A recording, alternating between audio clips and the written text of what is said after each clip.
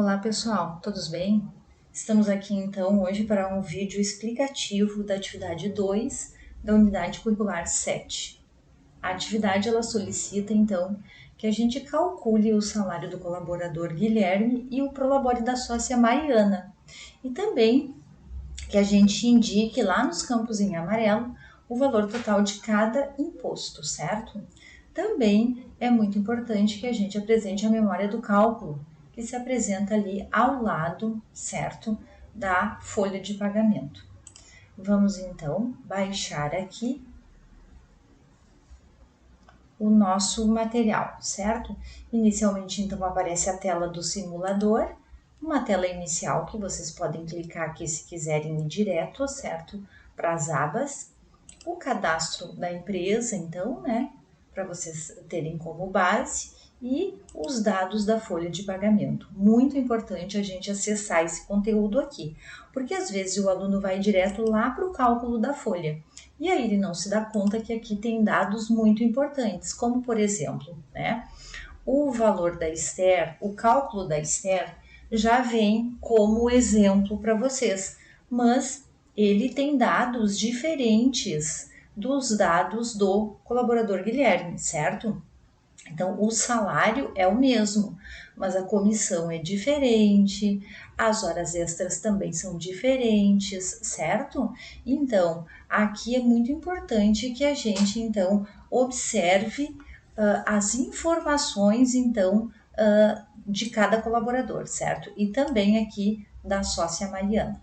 Observei os dados, eu venho, então, aqui para a folha de pagamento em si. Aqui, então, eu vou encontrar a tabela progressiva do INSS e também a tabela do imposto de renda, que é muito importante que eu observe, porque aqui, quando eu for calcular os salários do funcionário e da sócia, eu vou precisar dos dados dessa tabela, certo? Então, aqui a gente tem já os dados da funcionária externa, né, já apresentados aqui como exemplo, e a gente tem também a memória de cálculo aqui, ó, da Esther aqui do lado, como se chegou a cada valor apresentado aqui. Que aqui é a mesma coisa, então, para o Guilherme. Tudo que está em amarelo aqui é o que a gente vai calcular para o Guilherme, né? Então, o Guilherme tem uma quantidade de horas extras que é diferente, né, ali da Esther, a comissão dele também é diferente, ele tem uma hora de atraso aqui que também é diferente da funcionária Esther, que tem 50 minutos. Então, tudo isso a gente precisa ficar atento, ok? Então, calculei aqui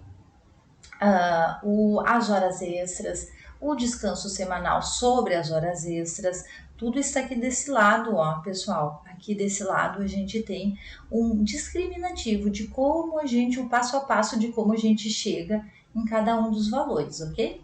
Trago para cá a comissão, calculo o DSR sobre a comissão, e isso aqui é o valor dos proventos. O que são os proventos? É a base de cálculo que a gente vai utilizar para calcular o INSS e o imposto de renda retido na fonte, ok? Aí eu venho para os descontos, então, certo? Aqui o Guilherme, então, ele tem um desconto, um adiantamento de 660, né? E eu vou calcular também o vale transporte, né? Sobre a remuneração dele, o desconto sobre a hora de atraso, o desconto do INSS, daí é importante, né, que eu pegue o salário base dele, né, se ele tiver algum desconto, por exemplo, de atraso, eu vou tirar isso ali do salário dele, da base de cálculo, e aí, então, eu vou fazer este cálculo com base aqui nos dados, né, que eu tenho dele, né, utilizando a tabela, né, de INSS que está aqui em cima e também do INSS, ok? Feito isso, então, eu também preciso calcular o FGTS dele, certo?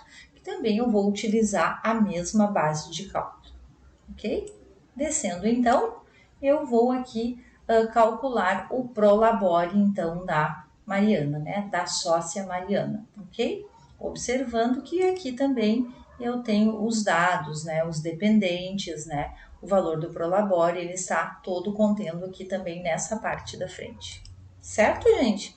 À medida que vocês forem, então, informando os valores, né, aqui o resumo total ele é dinâmico. À medida que vocês vão informando os valores aqui, ele já vai dar o valor total. E aí depois vocês podem olhar aqui como que fica, né, a aba do e-social, só para fins de informação, né, da DCTF da web também, e também aqui do DARF do INSS. Vai aparecer aqui tudo para vocês também terem uma ideia, né, de como é este funcionamento. Ok, pessoal? Então, essa era a explicação da atividade 2 da UC7. Espero que eu tenha conseguido ajudar nessa explicação e qualquer dúvida que tenham, sempre procurem o seu tutor lá nesta unidade curricular, ok? Um abraço, bons estudos!